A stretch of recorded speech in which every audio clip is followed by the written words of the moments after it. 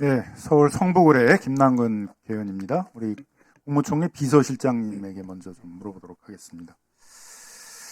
지난 이제 12.3 내란 이후에 안타깝게도 한덕수 국무총리가 이제 일정 가담을 했다, 내지는 이제 방조를 했다, 그런 이제 혐의로 지금 재판을 받고 있습니다.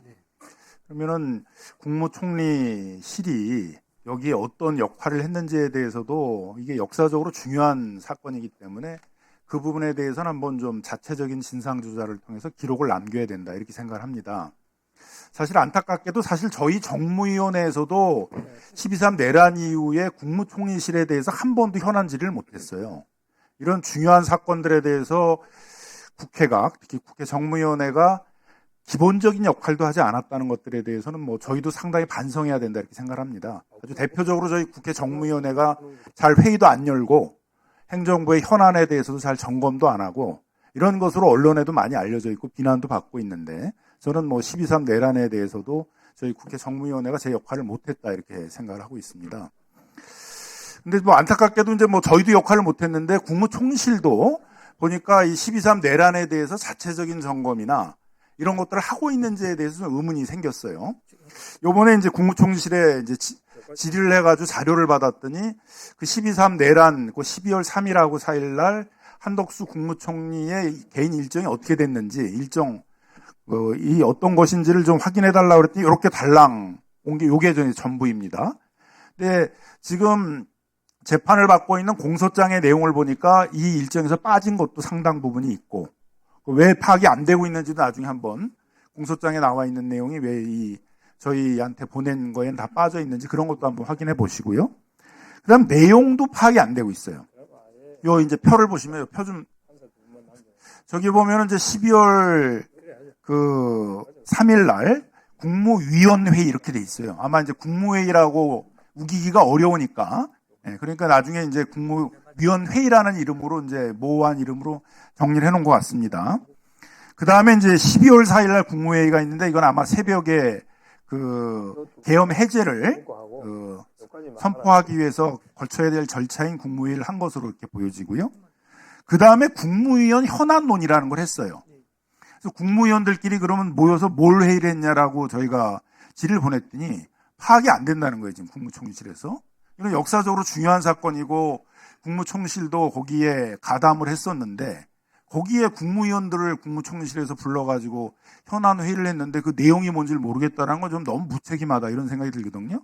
어떻게 생각하십니까?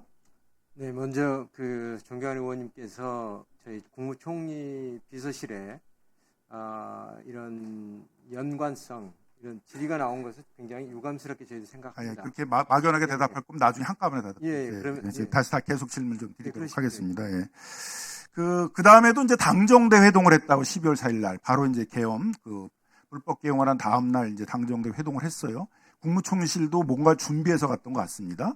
그리고 그 뒤에 바로 발표됐던 게 뭐냐 하면은 그 당시에 여당 대표인 한동훈 대표하고 한덕수 국무총리가 대통령으로부터 위임을 받아서 국정을 운영하겠다, 그런 국정이라는 게 있을 수가 없잖아요. 어떻게 여당 대표하고 국무총리가 둘이서 국정을 운영합니까? 그거 다 위헌이라고 그러고 비난을 많이 받고 나중엔 철회되긴 했습니다만은, 그런 내용들도 국무총리실에서 준비를 해가지고 갔었을 거라고 보여진단 말이에요. 이 내용이 뭐냐 그랬더니 전혀 또 내용이 파악이 안 된다고 그럽니다. 너무 무책임한 거 아니겠어요? 역사적으로 중요한 사건인데. 그래서 이제 저희가 한덕수 총리의 공소장 내용들을 보니까 이미 12월 3일 날 이제 10시에 국무회의를 하러 갈 때, 그걸 국무회의가 이제 아닌 거로 밝혀져서 국무위원 회의라고 지금 정리를 해놨습니다만은, 갈 때 이미 상당히 초기에 갔었고, 좀 일찍 갔었고, 일찍 또 윤석열로부터 그 당시에 직접 여러 문건을 받았단 말이에요. 비상계엄에 관한 어떤 포고령, 담화문, 그다음에 비상계엄을 할 때 국무총리실이 해야 될 여러 가지 지시사항, 이런 걸 다 받았다라는 것들이 이제 CCTV 이런 거에 다 나와 있고, 그런 혐의로 지금 이제 기소도 되어 있습니다. 그러니까 뭔가 국무총리실에서 어느 정도의 언지를 받고 미리 준비하고 갔다고 보여지거든요. 그때 갈 때 뭘 국무총리실에서 사전에 준비를 하고 갔었는지, 아마 포고령 내용 이런 것들에 대해서도 법적 검토를 하고 간 것으로도 보여져요. 그런 것들에 대해서도 좀 조사를 해서 기록을 좀 반드시 남겨놔야 된다 이렇게 생각을 합니다. 그 다음에 보게 되면은 그 윤석열로부터 이런 지시 같은 것들을 받고 그리고 와가지고 오후 1시경에 국무조정실 직원들을 불러가지고 여러 지시들을 했어요. 국회에 대해서는 뭐를 하라, 그다음 뭘 검토하라 이런 것들을 했는데 그때 국무조정실 직원들에게 대해서 뭘 지시를 했는지 그런 것들도 지금 전혀 자체적인 조사가 안 돼 있다고 그러는데 지시를 받은 직원들 중에 일부 남아 있을 거 아니에요? 국무조정실이나 국무총리 비서실에. 그러니까 그런 것들을 조사를 하셔야죠. 해가지고 기록들을 남겨놓고 역사적으로 이게 중요한 사건인데 다시는 국무총리실 같은 데가 이런 불법 행위를 위헌적인 행위들을 막아야 되지 가담하면 안 되니까 정확하게 해놔야 되는데 그런 내용들이 지금 잘 조사가 안 돼 있다 이겁니다. 그래서 그 다음에는 이제 보게 되면은 또 한덕수 국무총리가 이상민 그 당시 행안부 장관하고 언론사 단전 단수에 대해서도 서로 협의하고 이런 것들도 CCTV에 다 나오고 있어요. 아마 그 계엄과 관련된 불법 지시에 대해서 국무총리가 여러 그 장관들하고 그 이행 여부에 대해서 논의도 했던 것으로 보여집니다. 그럼 그 국무총리실 차원에서 여러 행정부처하고 협의도 했던 것으로 보여지거든요. 그런 내용에 대해서도 조사를 해서 기록들을 좀 남겨놔야 됩니다.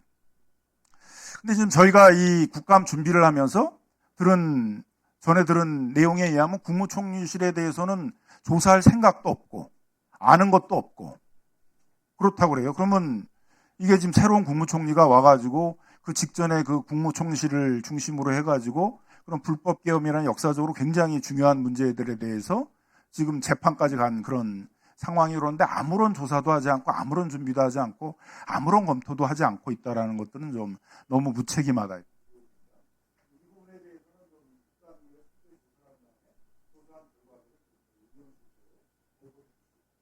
예, 그렇게 하겠습니다.